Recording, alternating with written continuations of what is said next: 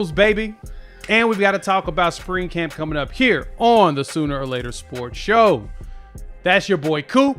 I am your boy Jay. Thanks for pulling up here on the YouTube channel and listening wherever podcasts are downloaded and listened to while you're here. Please wipe your feet, like, subscribe, rate, review, give us 5 stars. You don't think we deserve it? Go ahead and give us 5 anyway and gift it. So on today's episode of the Sooner or Later Sports Show, we got a lot of great off-season stuff to dive into, like spring practice, like the actual physical practices are coming up this week. We're going to talk about Vegas and their win totals and just why I agree and disagree. Lastly, we're going to really look at some of the position stuff. Coop has a lot of things on his brain about what could go right and also what could go wrong. So Coop, happy Sunday, man. It's been a bit, but we're back on track, baby. Now the camp is here. It's time for us to really turn the heat up, man. How's it going? Going good. I have been enjoying the spring break with the staycation. Some soccer mixed in and some football mixed in. You know, always another injury mixed in, which is good. But you had yourself a fun little trip. So how was that? It was good. Kiddo turned 18. So my youngest is now officially 18. He'll be going to OU in the fall. So he'll be a Sooner born, Sooner bred. He'll be, when he dies, he'll be Sooner dead. So pretty excited about that. He's pretty stoked about it, just trying to figure out how he wants to do things. But he is, we're getting everything prepped and all of that from there. And then, of course, my oldest graduates here in May. She gets her undergrad from LSU, go Tigers. So I'll be between Louisiana and here in May, like crazy. And then I'm moving her out east. So yeah, it's going to be a fun year. But Coop, the best part is that college football has continued to see a massive evolution. Some people like it. Some people hate it. I love it, because it means there's so many more things to talk about. Plus, there are so many more teams that truly have a chance. We just saw with Indiana winning a natty because their coach brought all their players. They showed continuity, and they showed a way to weather the storm of college football. So we get to do that again here. Like, we got our 10-win season in the SEC, so it shut up a lot of people about if Oklahoma could even handle being here. We ain't got to be concerned about that no more. And we're going to jump right in to that because, I think that's probably the best starting point right there. Did you look at all of the win totals or whatnot? Yeah. I'm excited to look at I'm excited to get into them because, listen, Vegas is in the business of making money, right? Like that's their whole goal.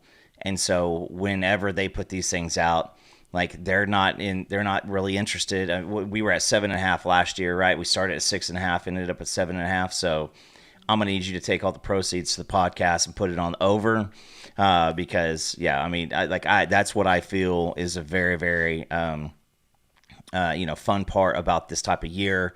There's more content to talk about, but it's funny because you see them buying into the hype of some people yet again, and then you see them disrespecting some folks yet again. Oh no, you're 100% right on that, and I can make an argument on why Vegas selection made sense and why it also didn't make sense when it comes to that. But yeah, we're going to look at that because we definitely got to look at the competition schedule and all that as well. So let's go ahead and jump right into it. First and foremost, here you go. You have, shout out to my guy Chris Marla over there at LouisianaSports.net.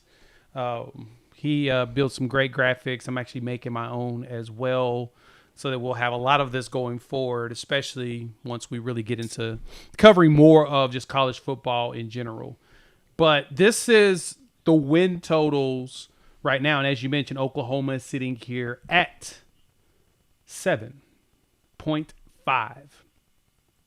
And I'm going to be honest. I get it. The devil doesn't need advocates, but I understand where Vegas was going with this for Oklahoma. This is the reason why. I'll start with this, and then, Coop, I want to get your thoughts on it. Let's look at the schedule. Vegas says 7.5, which means they're saying about 7 wins, which means, 5 losses. That, to me, means that they believe that there's a minimum of 4 to 5 toss-up games. And I think I see where they're saying this at. Michigan on the road. Yeah. UGA on the road. So that's your first 4 games of the season. Actually, 5, including Texas and Red River. Your first P4 games, your first 3 P4 games are either on the road or neutral site. And that's within the first 5 games. It's a pretty big deal. Granted, last season, Oklahoma showed that they performed very well on the road. I get where the skepticism comes in. So I say Michigan, since Oklahoma is right now, a 1.5 point dog at Ann Arbor, just because you're on the road. Neutral site means Oklahoma's a favorite. If they're at home, they will be like a 5.5 point favorite. UGA on the road, Texas at Red River, and until we actually score a touchdown in that game, I'm going to say that's going to be a toss-up. Florida on the road, and I honestly think if they believe that it stays at 5 losses, it's between Ole Miss and Texas A&M as a challenge. Mainly because Ole Miss could have Trinidad Chambliss coming back. Texas A&M still has a lot of good players on that roster that won 11 games. But there's a lot of holes in there that we would have to break down. So I get Vegas's mindset, but as mentioned in the chat by my boy Stevie, as well as you, Coop, I'm hammering the over, in which the moment I get into Tennessee this week, I'm hammering that over on the sports books. Period. You said it right. Which games is OU going to be in conflict? Michigan, you got Whittingham coming up there. Stability has not been the underlying, I guess, virtue in Ann Arbor for quite a long time. So now you bring in a guy who's known for the stability. You go to Georgia, which is tied for the most with 9.5. Not a lot of people win there, right? What is it? They just had their big streak broken last year. Texas, same thing. I'm with you. Now, my caveat with Texas is the only time we've played in the past 3-4 years where we had a healthy team and the quarterback, we won. And that was the year with DG and the game winner to Nick Anderson. So you want to see what does Oklahoma look like, because you go to Georgia, then you got your bye, and you just hope you come back out of that game healthy. But nonetheless, it is your neutral site game. You've now played at Michigan, at Georgia, and in Dallas. I don't think that Mississippi State's going to be the factor in there. South Carolina got some bad news here with their star outside rusher potentially going under the knife. So, yeah, I think it is at the Swamp, Ole Miss at home, which they beat us at home last year, and then A&M. So if you say that, all right, you've got these 5 games of conflict, and then let's not just say that Missouri is just a layup. This schedule is a little bit more easy to navigate than it was last year, especially on the back half. Instead of ending, obviously the LSU decline kind of prevented that from being such a insurmountable end of the season. But this is a little bit easier. So OU fans, you have watched this, you've seen the progress of the team. You got to think that Mateer fully healthy, offensive line older. There's a lot to be excited about. And so, they're going to get a lot of money from OU fans. And you know what? They're going to get a lot of money from OU fans too, hammering probably the under on Texas. So there's a lot there that you have to take in and chew on. But Yeah, it does feel a little disrespectful because you beat Michigan last year, right? You haven't played Georgia yet, but people are probably not too scared of Kentucky. They're going to be in their Will Stein early year, kind of I guess a process. Mississippi State still looking to win a conference game. Is it 0 in the past 2 years or 1 in the past 2 years? Just not very much. South Carolina. Yeah. You went up to their house. You probably put the most dominant game against South Carolina last year. Florida, new regime. Ole Miss, you kind of feel like if the field wasn't different. So there's a lot of buts. But everybody feels pretty much the same around here. Is that you hammer the over? Yeah, you taking it over. And like I said, that's kind of why I kind of understand where Vegas is thinking with this when I look at it, because we'll look at the other schedules in a second, because I think when you look at the competition as well, what their schedules look, what their schedules look like on top of what their win totals look like, kind of lines up. So like for Oklahoma, went to FanDuel. Most of the juice right now is on the under 7.5 on FanDuel. But when I looked at Caesars and MGM, all of the favorite to cover is the over. They expect 8 wins out of this team, in which the schedule, to me, lines up for a minimum of 8, if not 10 wins. Like, the toss-up games for me, 100% is going to be Georgia and Texas. I think Kyle Whittingham's going to need a year at Michigan to really get that going. UGA still got Gunnar Stockton. Texas brings back, Arch Manning. So when you bring back veterans, signal callers, I usually lean your direction just a little bit. Or I'll usually lean your direction, but I'll also give you. I'll say that you are going to be definitely a formidable opponent. Let's put it that way. Probably the simplest way to say it. I don't think it's going to be a runaway. We got to see if Chambliss is going to be back. Problem for A&M is that line. That line got gutted by players going pro. Florida, new coaching staff. Like you said, South Carolina lost not only 1, but 2 offensive tackles. And now it looks like their edge is on the fritz. I don't even know if Kamario Taylor is going to play for Mississippi State to start the season. We'll see after he got injured at the end of that bowl game, which was just gruesome. Felt so bad for the kid. Just sad. He wanted to play football. And that's a situation where some people would say, "That's just stupid that he played in that game." So either you complain that he's playing or you complain that he's not playing. I don't know which one it's going to be. That one's going to be a challenge. Kentucky, new coach. Missouri, they got Austin Simmons now as their starting quarterback because they've announced it.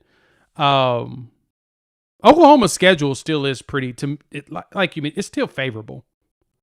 It's still favorable to where this win total should be the over. But it's interesting. Now, let's look at some of the opponents. First off, let's look at Georgia. Georgia's interesting because, let me see, I had their schedule here. This is what their schedule looks like.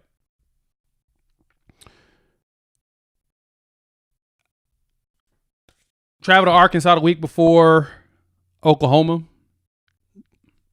That may play a little bit of a factor since Oklahoma's playing a cupcake the week before. Vandy at the crib. They got Bama on the road. I'll pause you right there because it's not just Vandy because obviously Pavia's gone. But it's the fact that you come off OU, you're going to have to put it down because Vandy is just a scrappy team. Clark Lee, he has everybody playing to deal to where he's the enthusiasm and the confidence started with him. Now Pavia, it was more loud through his mouth, but you can't just prepare for Bama the week after Oklahoma. Like you got to focus in with Vanderbilt. And that's the SEC, right? But it is going Arkansas, Oklahoma, Vanderbilt, Alabama, and then Auburn. Like then they get an open, but that's 5 straight teams to where you got to actually be on your game.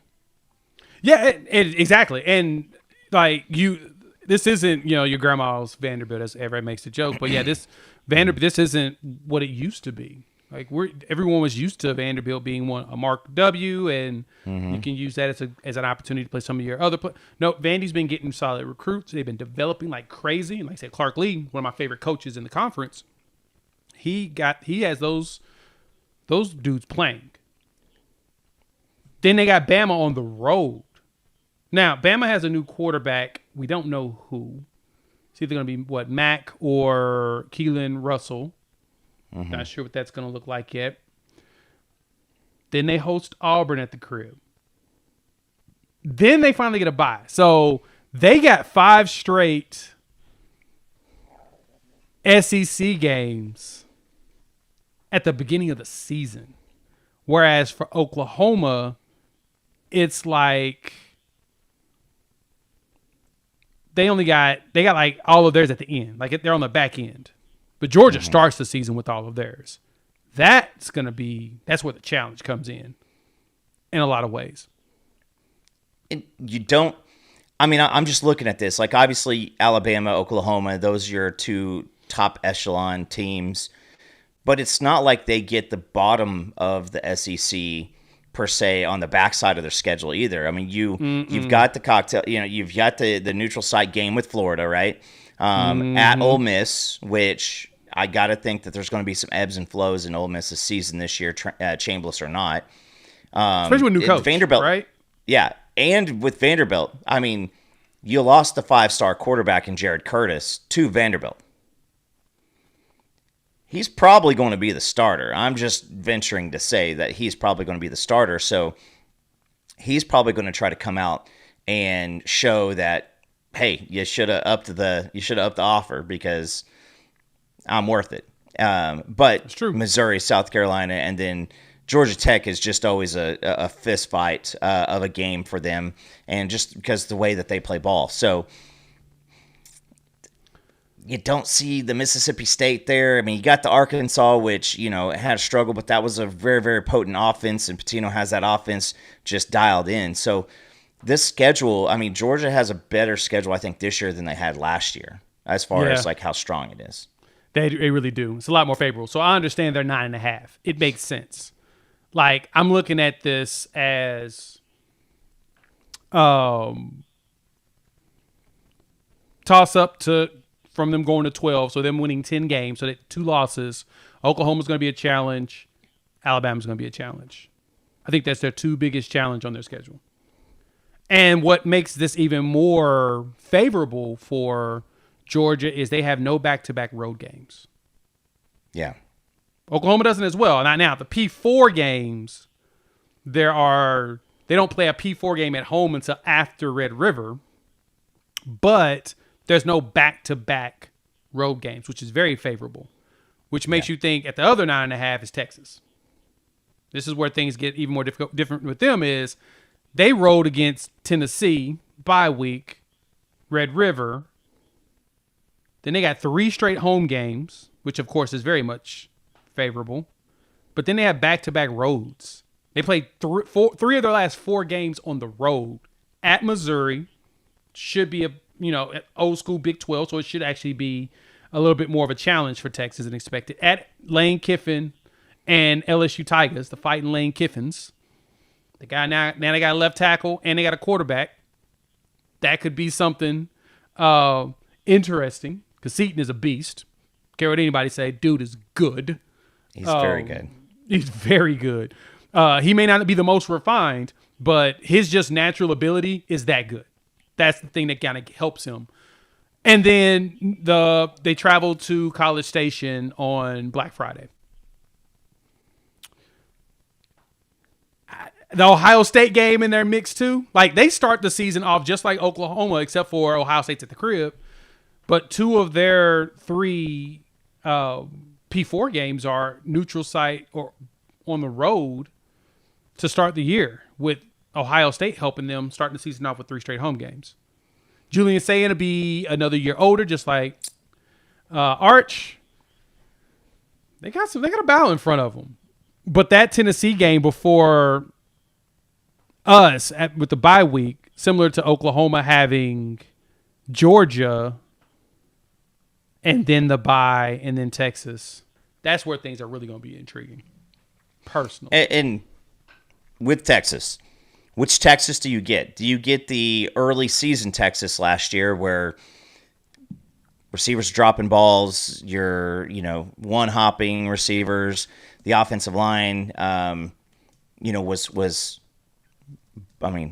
not terrific, but I think that Texas is going to face the same situation Oklahoma is your ceiling is going to be 100% measured by, number one, the offensive line, and number two, it's going to be measured a lot by the progress of the quarterback. Arch Manning ended at the end of the year.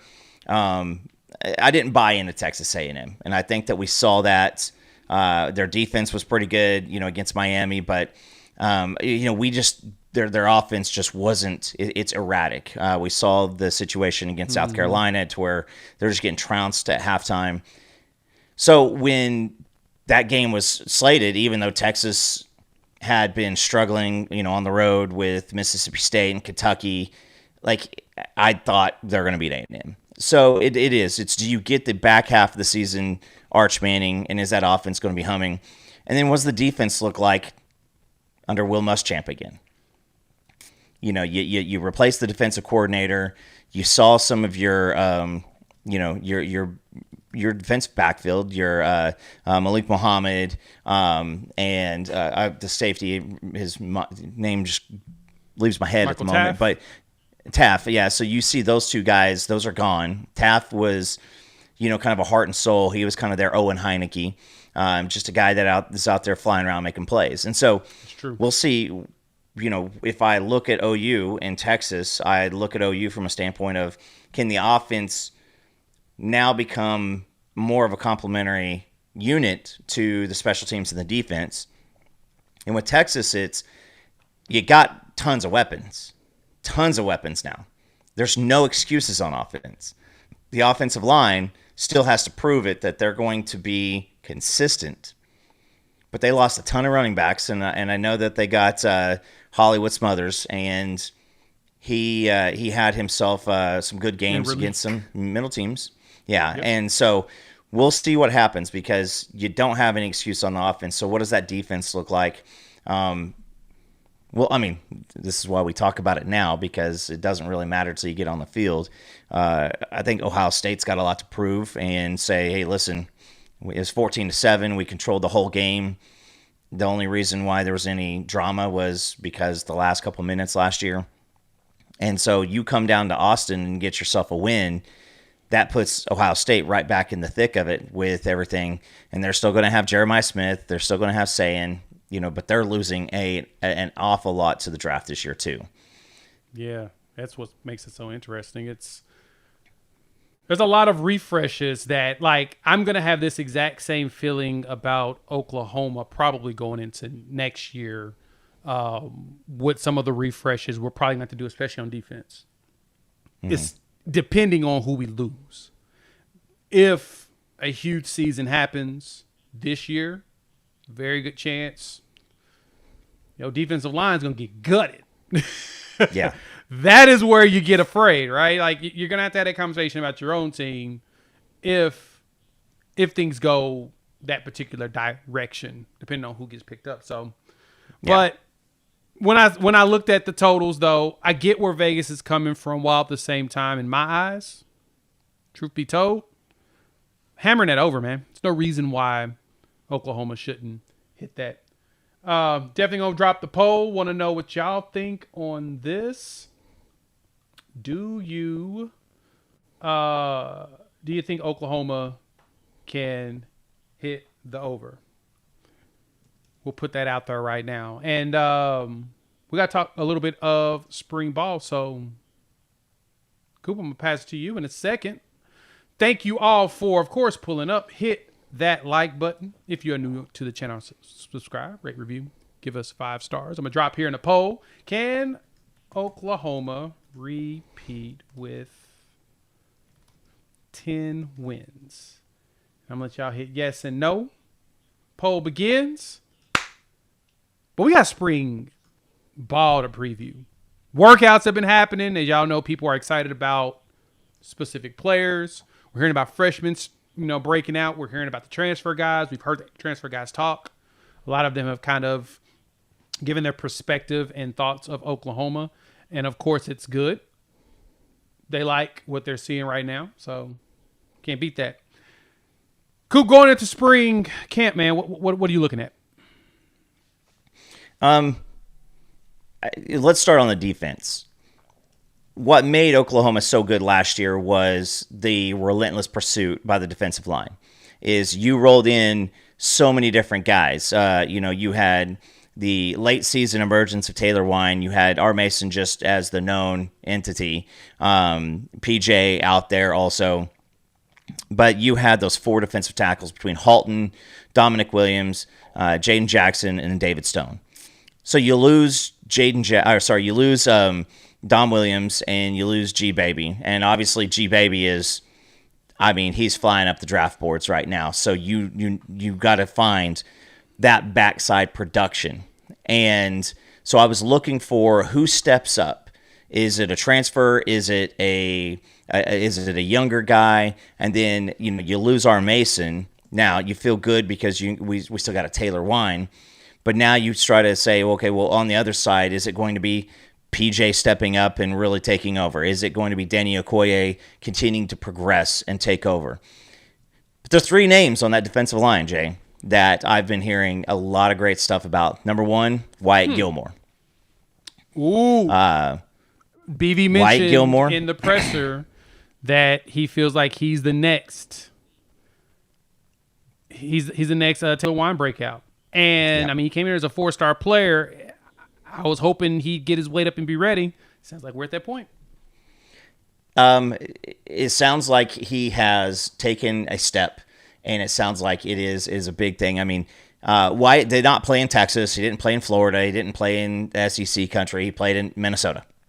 And you don't get a lot of like great stories about kids out of Minnesota, but the pedigree that is being built by Miguel Chavis and these outside guys are absolutely just it's phenomenal.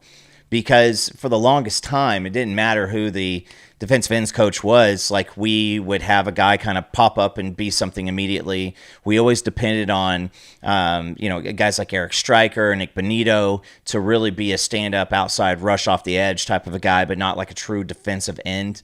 We didn't have a lot of big-time sacks. Now you've got Taylor Wine, who is another year in the system. He's got the confidence, but there's going to be film on him.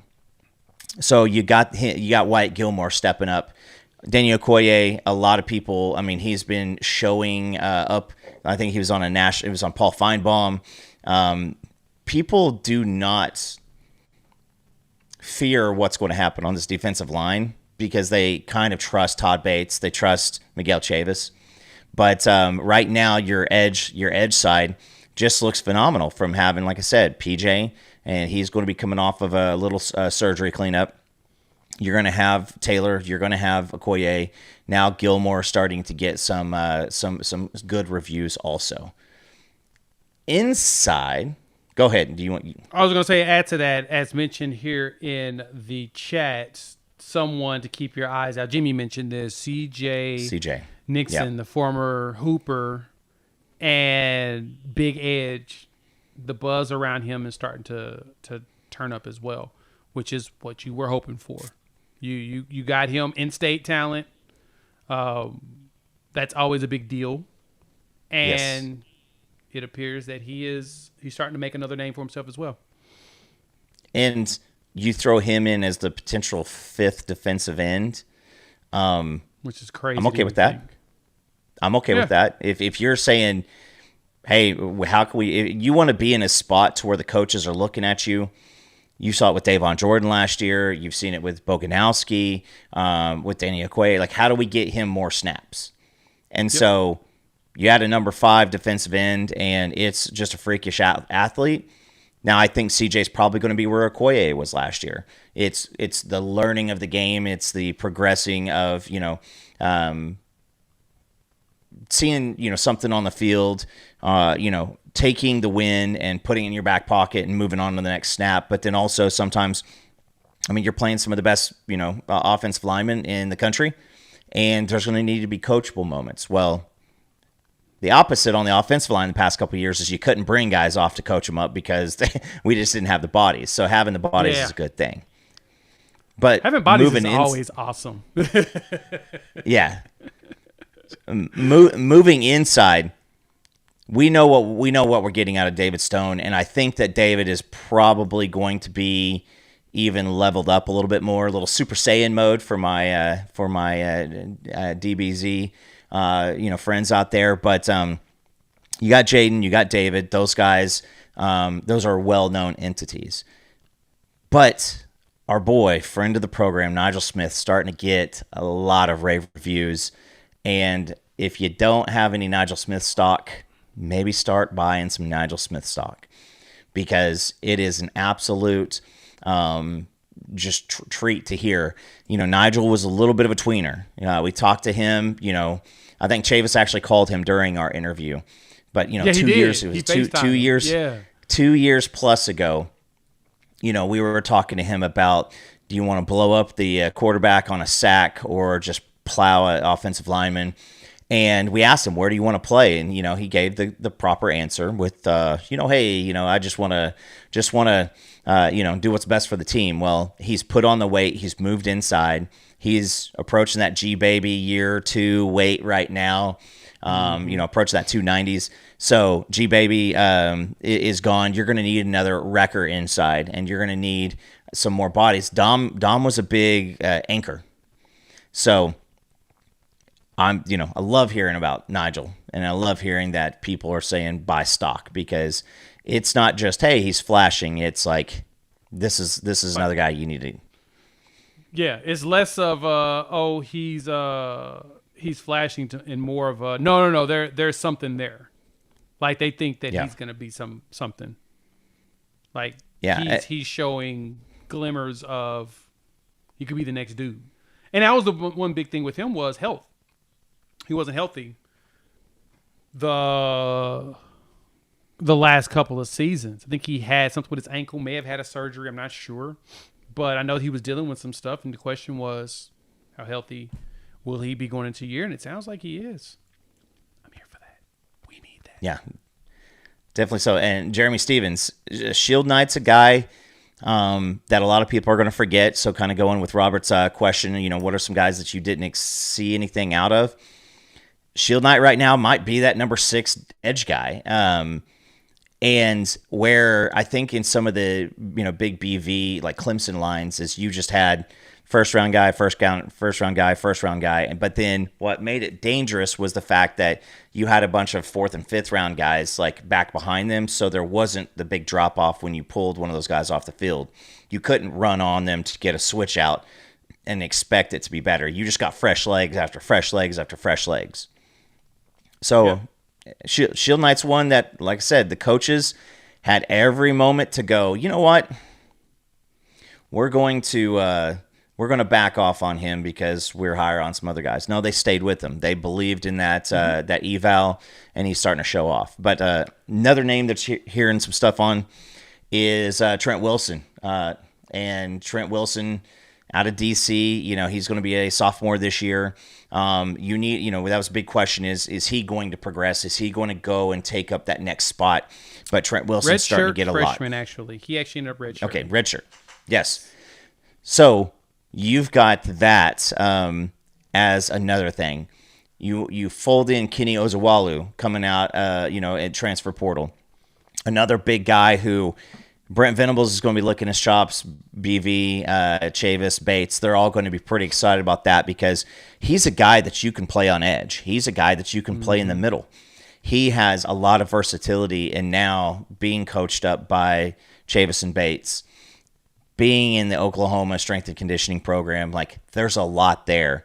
And so you right now feel pretty good about 5 guys on the inside.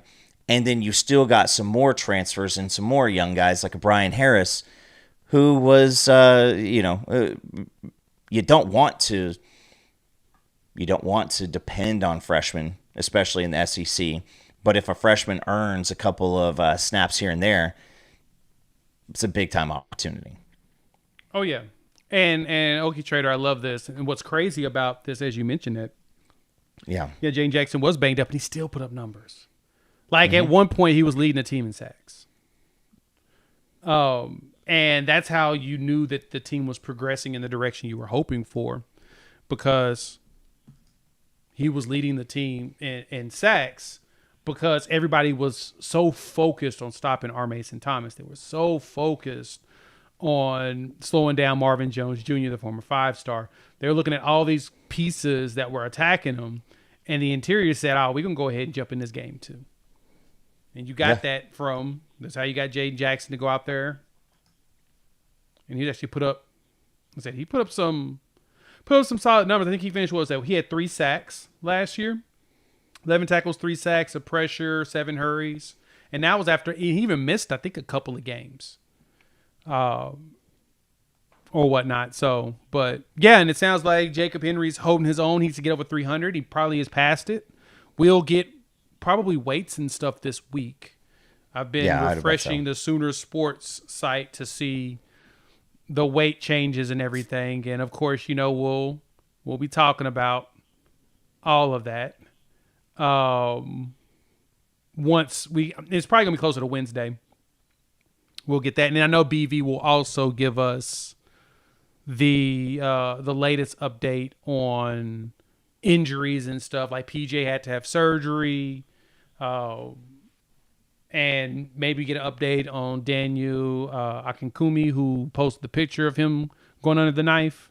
But that, to me, I really want to know what's up with PJ. But that still opens the door. Like we mentioned before, when we're talking interior guys, you had or exterior guys, with Wyatt Gilmore being one that should break out. Maybe hear something from Shilp Knight. Heck, CJ Nixon may be that dude.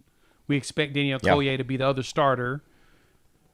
So it appears that we're putting together the competitive depth that we need.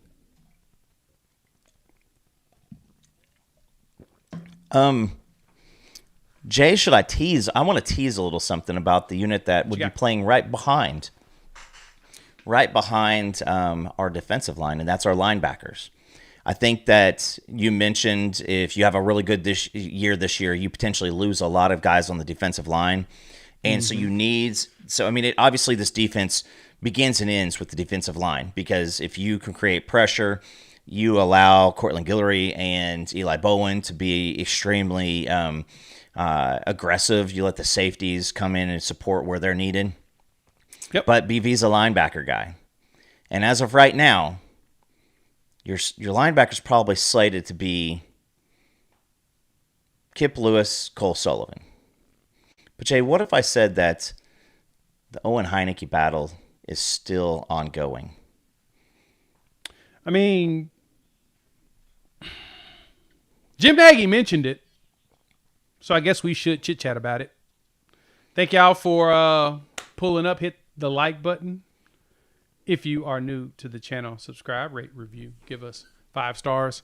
As we all know, Jim Nagy mentioned that the Owen Hineki, they're going to sue, and they're going to keep that battle going. I am still in the belief that kid ain't coming back. He going pro. But I have shifted my 90 percentile confidence of him bouncing to more of a 65%.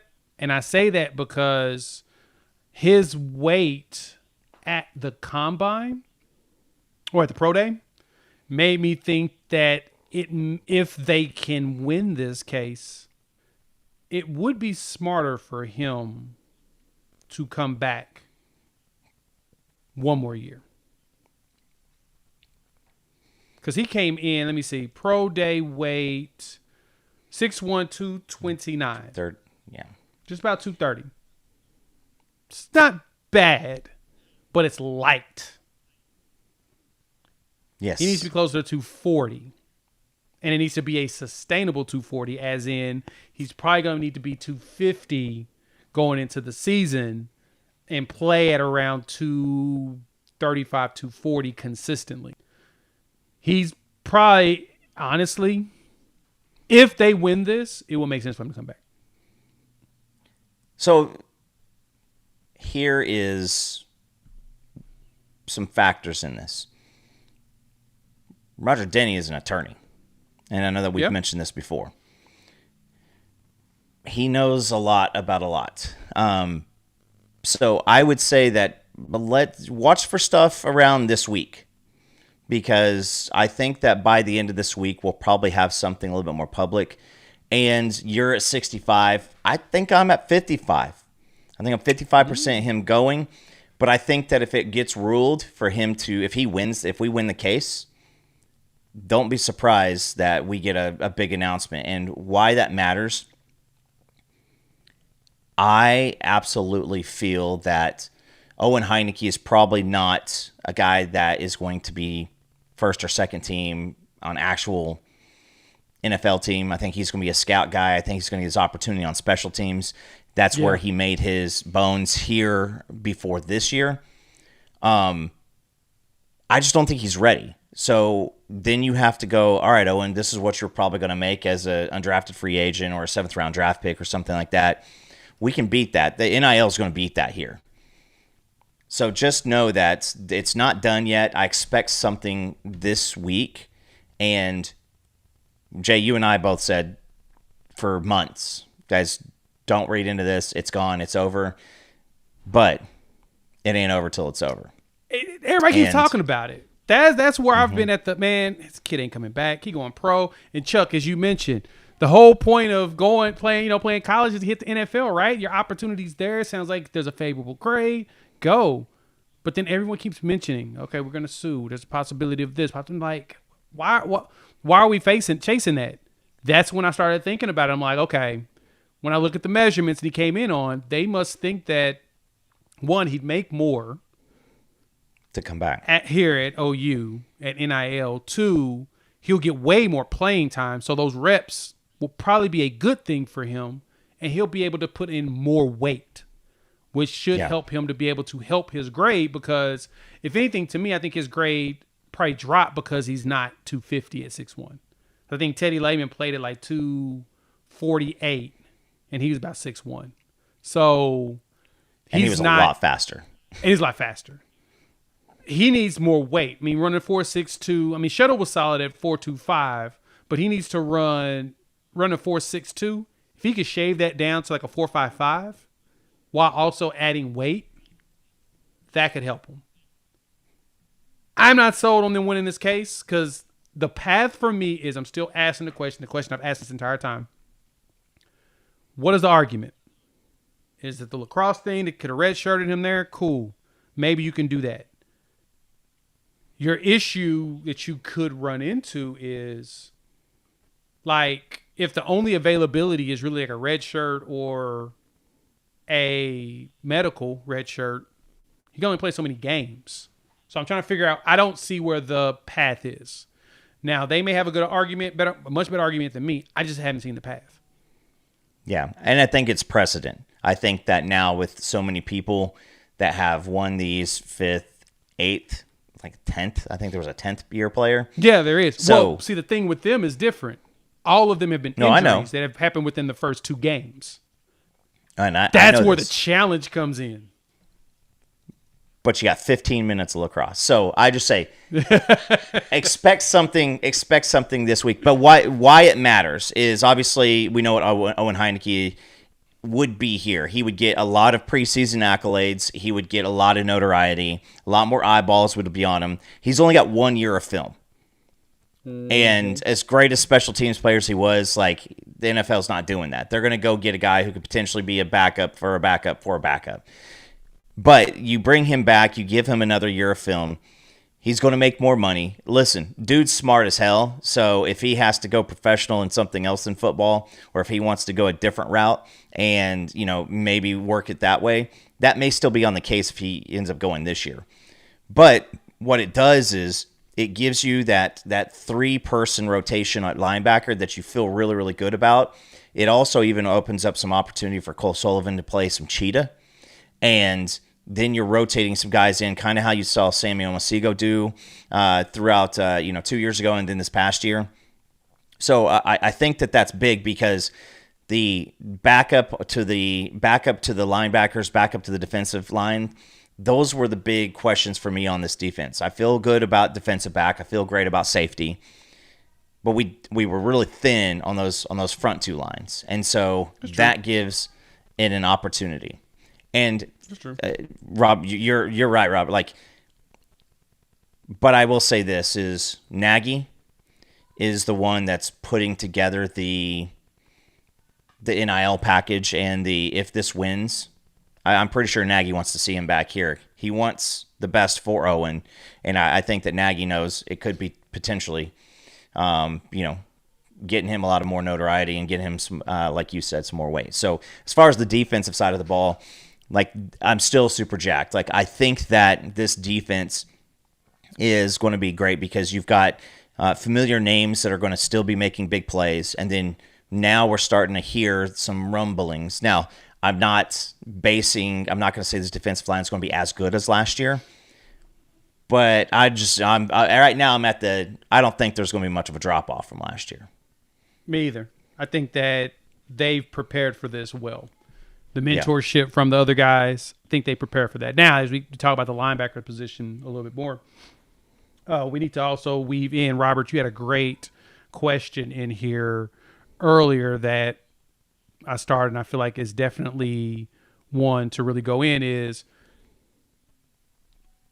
who are going to be the 3 to 4 players that stand out and are pleasant surprises that no one was expecting.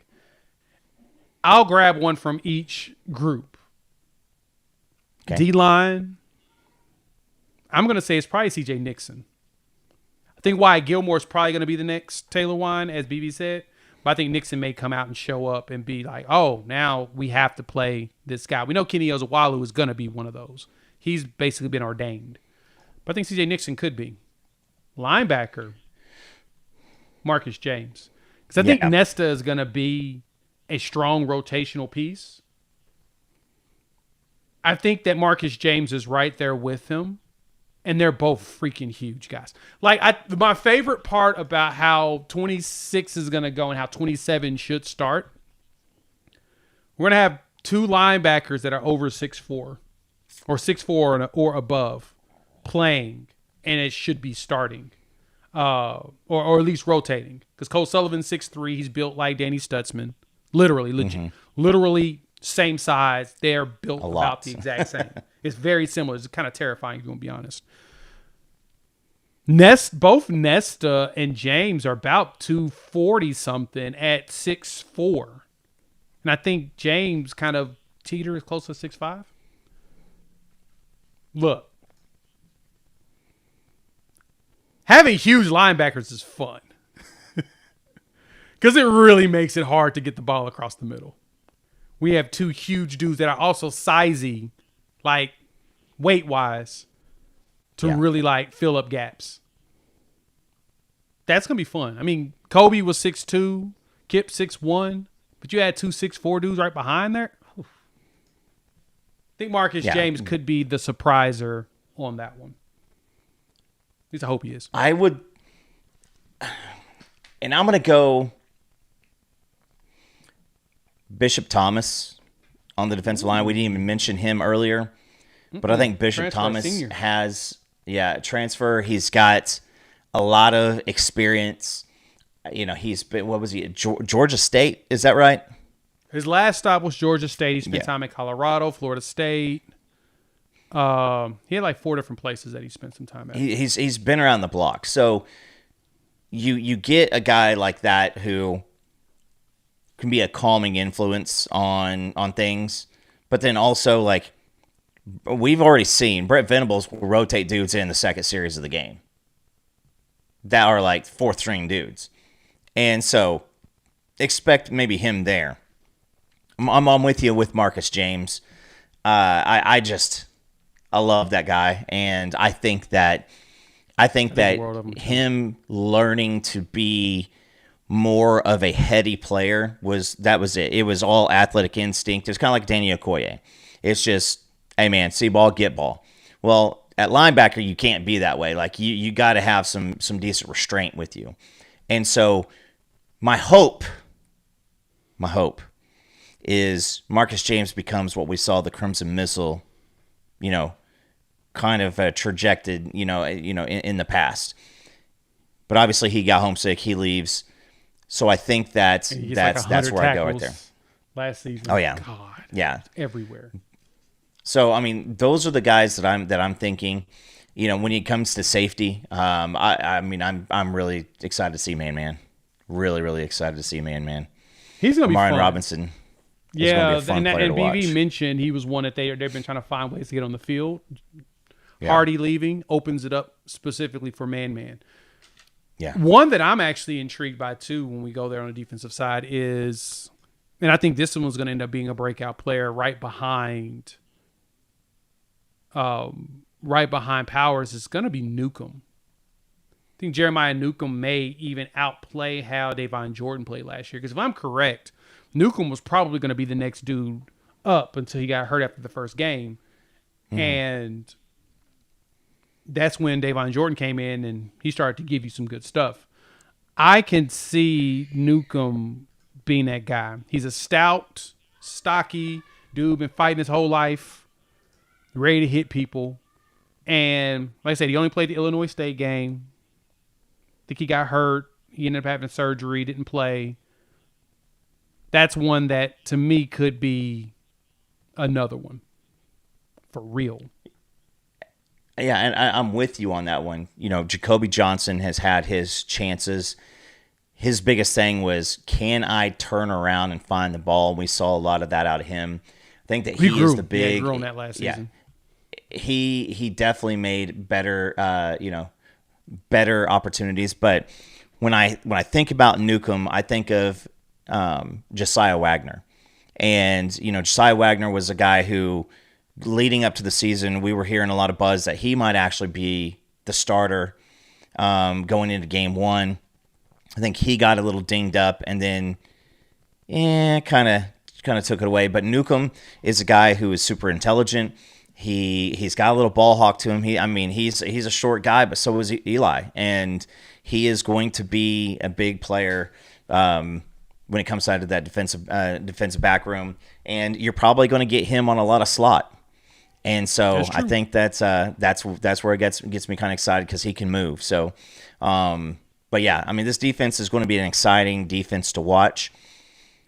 I really can't wait because you get to Michigan, and this defense had them in hell last year. Yeah, agreed. They did not want to press anything with that young quarterback in Norman. So now he's still shown that he's very, very susceptible to the interception. He's still shown that he's very, very indecisive. And so, it's new coach, new coaching staff. How does this, what's my progress look versus that game in Norman last year? And I think this defense is probably going to be very, very, very game to go up to Michigan. That's going to be the fun one. We get up to Michigan, we're really going to learn about what the rotation is going to look like. Now, we already know that Boganowski and Bowen are going to be fun. I ain't tripping on those two. Heck, Bowen may actually get more picks. Cheetah, 100% Reggie Power spot. Yeah. You may see a mix of, like I said, Newcomb or Taylor Heim mixed in there just to give you some extra height. You may, I don't know if Nesta could even run something like that. Jacob Curry, heard he's fast enough. He could be very much. But that middle part is going to be good, and of course your outside is fine. Jacoby Johnson with Cortland Guillory, Eli Bowen, Tristan Haynes. That's probably your four corners right there. Hearing great things about Dakota Fields and his mentality and the how serious he's taking things. That's another one that should be good. So defense-wise, again, no true concerns. Let's jump in. Probably should go ahead and talk about, of course, the offense. Thank y'all for pulling up. Hit that like button. If you're new to the channel, subscribe, rate, review, give us 5 stars. Gonna drop a poll. How many defensive players do you think will have a breakout breakout season? We're going to put that in the poll. Y'all let me know what y'all think there in the comment section. Coop, offense. Where you want to start? Hey, it's got to start on the offensive line. We heard some stuff about Amarian Harris being the right tackle. I think that your guard rotation is still not up for grabs because nobody is good enough, but I think that you have a solid set of players who can give you great time.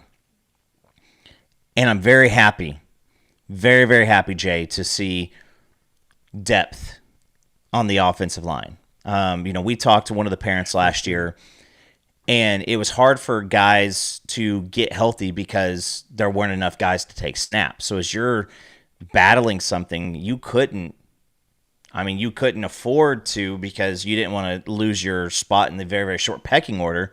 But then you couldn't afford to because you didn't want to like show the coaches that like you were not mentally tough enough to do this. And so I think that it all starts with how does Foje and Fasusi progress? Those guys are 5 stars for a reason. That is the question. And I can't remember. I was listening to somebody while I was doing some work outside the other day, and they brought up the fact that like there's a lot of people. Bill Bedenbaugh has been the most polarizing coach on this coaching staff, for quite a long time now.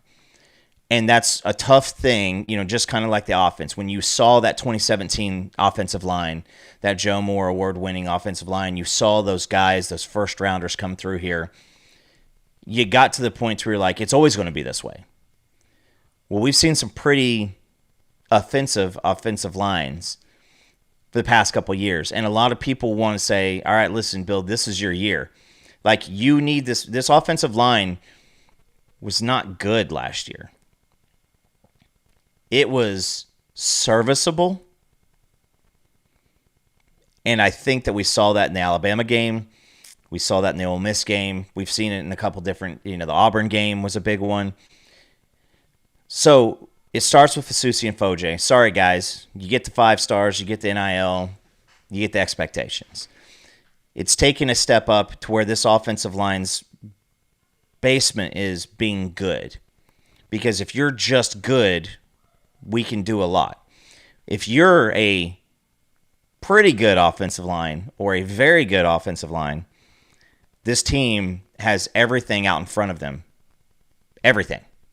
If you're a great offensive line, we know what we're talking about at that point. And it was actually mentioned here in the comments about McCullough really getting something out of the running back room, and that's 100% going to be based upon what this O-line looks like. A few of you have asked a question in the comments. I mentioned it before. UK Dan, a.k.a. Daniel Akinkumi, posted a picture of him in a hospital. So obviously that means he's had some sort of a surgery or something, or he's going off under a knife or something. That's something we'll be monitoring. We'll wait and see what BV says this week. It's probably going to be Tuesday or Wednesday night. BV will talk or whatnot, and so we'll find out what the heck's going on there and really be able to dive into it. But besides that, they say Marion Harris at your right. That means Foje can get himself going, get himself at the right weight and speed. He can play interior and exterior. Fasusi needs to get himself right. Same thing with Ozaida as well as EPL. And then the questions at center, does Nida take the job away from McCullough, or McCullough hang on to it? Which McCullough was solid when he was healthy. Just got to keep that going. So now I'm curious to see how that goes. You're right. The offensive line, having a set of guys who've been healthy, but then again, having the depth to take a breather, it's going to be big. So, I mean, if you had to ask me as of right now, you're starting Fasusi. I'm still going to go with Ozaida. I think at that point you have McCullough, Foje, and then Harris. I think that there's a good rotation of Ozida and EPL. A lot of the younger guys have been talking about how EPL has been the one that's been helping them progress with their mentality and everything like that. I think Ozida just being healthy again is a big deal. That's going to be a battle. I would love to see it just be EPL because I feel like that we did better in running the ball when EPL was in there. He was like the only one that was actually like creating push. And so then you talk about the backups, and that's where you have Caleb Nitta. That's that's where you hope that UK Dan can get back in there and to get himself into the snaps. But we got to see this offensive line actually play well because of you've got to be able to rely. It's hard enough to play football when you got to read a defense. Everything is disguised and you don't know what's coming at you. You can go off of film, you can go off of feel, you can go off of indicators, but nobody ever is predicting the right guard just to let somebody come running through, or the right tackle just to get blown onto his ass and your running back be in the wrong spot for pass pro. Like, you can't predict those things, and it's hard to trust a play design and keep your eyes downfield to see open wide receivers if you know that somebody's about to be up in your grill pretty quickly. Now, this team was better at pass pro than they were at run. We talked about the usage. We talked about the production of John Mateer. You need the offensive line to come out with an attitude, and that's the number one thing I want to see in spring. Does not matter. I don't give a crap who's out there. Jay, I don't care if it's me and you out there playing right and left tackle. I want to see an attitude of putting dudes on their butt, and I don't care if it's this defensive line. Like, because if you can have some success against this defensive line running, you can do it against anybody. Yep. But having the attitude that it doesn't matter, we're giving you 125%, and you're going to have to match us. I want to see that mentality out of this offensive line. That is the one thing I'm hoping that we get out of them as well. Go out there, push your current defensive line around some, and make sure this defensive line is helping them refine themselves to go up against some of the best. I mean, we had arguably the best one in the country, at least in the SEC at minimum. And it was proven. We were stopping the run like crazy. Your top runners weren't getting those running yards on us like they was everybody else. I mean, Justin Hayes, I think, was the only running back that actually had 100 yards total in a game, and that was because he had a 75-yard touchdown to start the game because our true freshman missed his spot. That happens. That was the second game of his career. He was just in the wrong spot. He made up for it for the rest of the season, though, didn't he?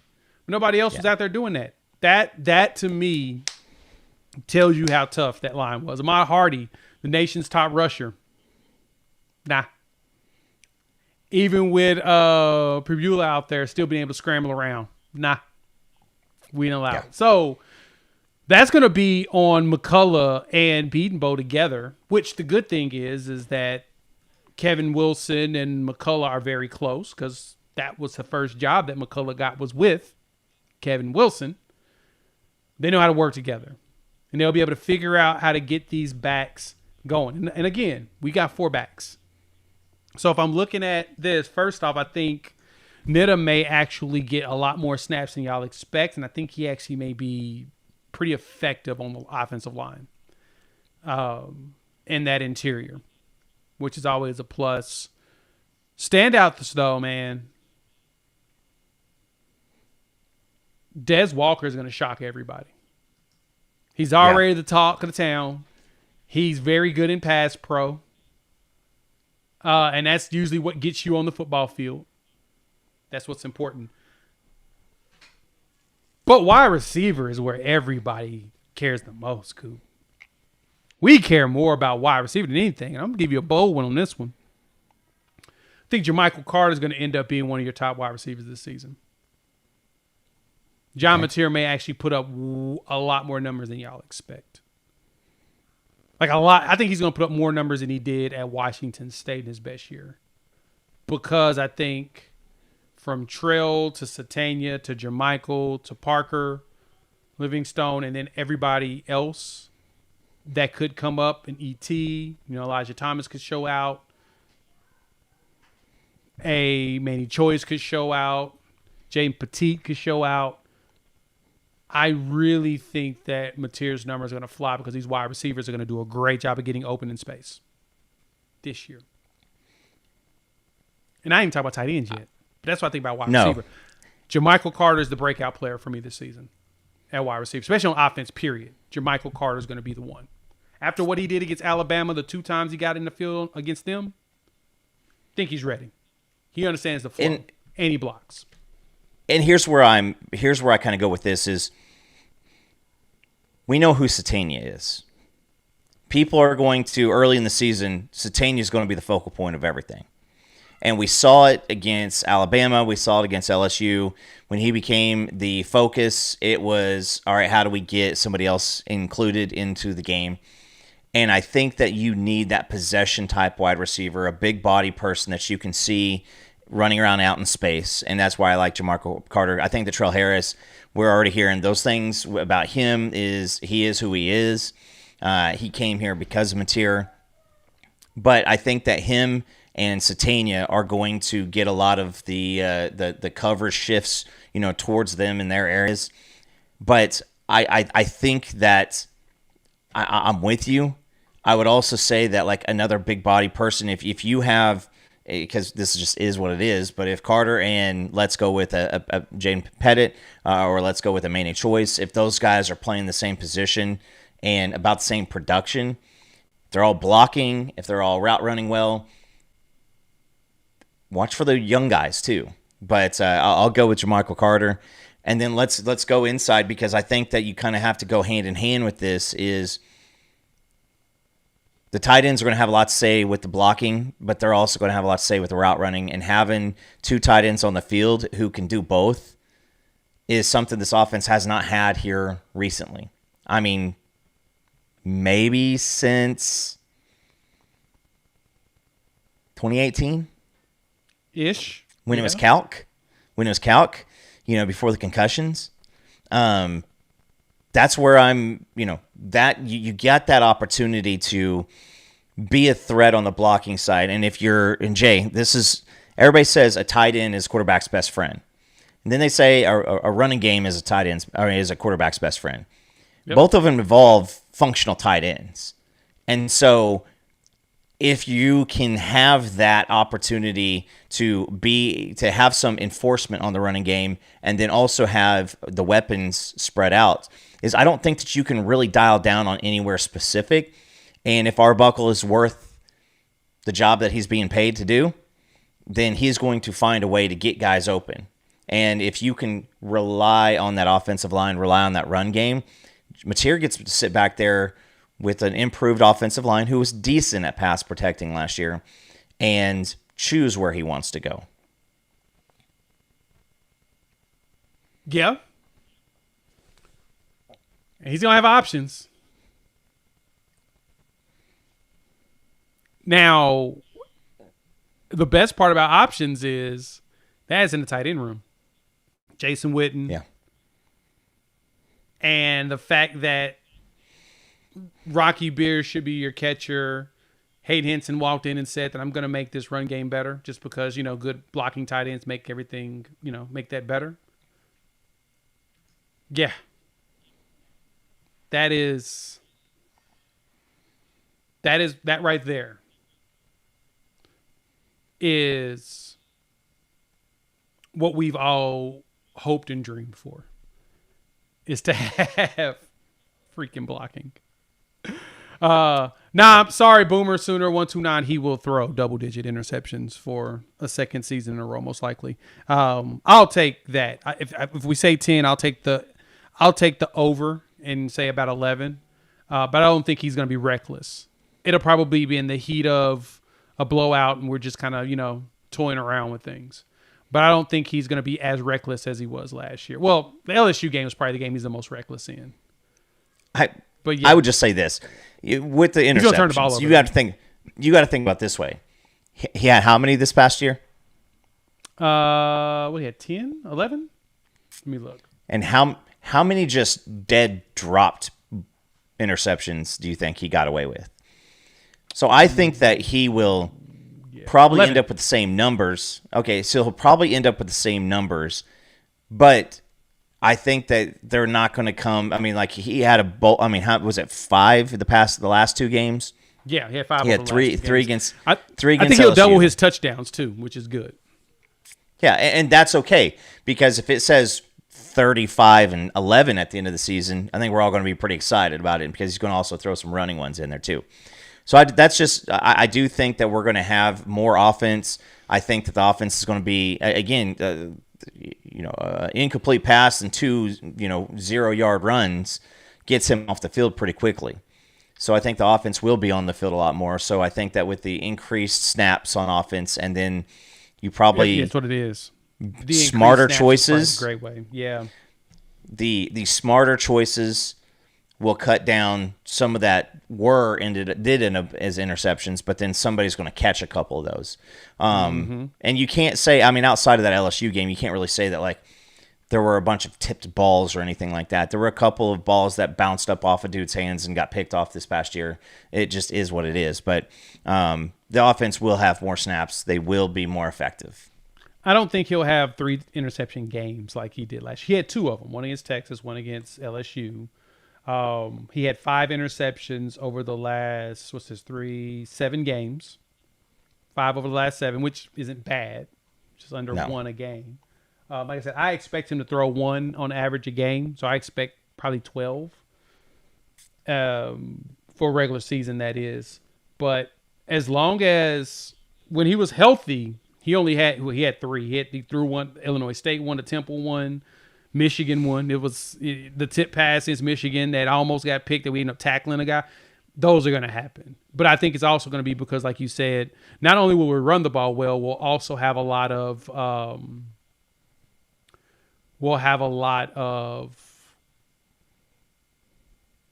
more offensive possessions. But I think we'll also have more receivers that's going to fight for balls. Yeah. Well, I mean, like the back shoulder passes that one against LSU that got picked, it was kind of like, okay, yeah, where he threw it was, but the wide receiver should have fought for that. Well, and then I think that was the design of it. Jaron Kanik had he threw it behind him and it kind of bounced, and that was the Illinois State game, the first of the year, and maybe I'm more so talking about like that pass. I think it was Giovanni Gibson is the side he threw it to, but he didn't fight for the pass, and it was like went right to the DB's hands. It was like, you're supposed to fight for that. That was kind of the here, I'm gonna throw this up there, you go get it. Yeah, we didn't get that. So there's a lot, and there's a lot of options for this team to get better. And again, we start practice in just a few days, and we'll start hearing people's names mentioned to motivate them, but then also to motivate people around them. And so I would venture to say, have smiles on your face when you hear a guy. Don't worry about if you don't hear a guy's name. Like, I don't think we're going to hear a lot about David Stone outside of probably early in the season or leadership. Jaden Jackson. I don't know if you're going to hear much about any of your starters for the most part. I just don't see a reason to. But again, we're at that point. All right, game is about to start, so this is actually the perfect spot to end things. Actually, the game's already started, so make sure you go check out the women. Thank y'all for all pulling up. Hit that like button if you're new to the channel. Subscribe, rate, review, give us 5 stars. We'll be back. We'll probably just go once a week for now as we prepare through spring camp. Me and Coop may just drop some random videos together talking about the latest updates or whatnot. So I'll probably pull him away from the work and we'll do like a 10-minute conversation around something. So like, subscribe, get us back to 21. We lost about 7 subs. I think YouTube has been doing a purge of people, especially those that have been getting their accounts blocked and deleted. So need to get back to 21. So help your people out. We need to get about 7 more subs. And we will see you all in the next few days. Be good. Peace.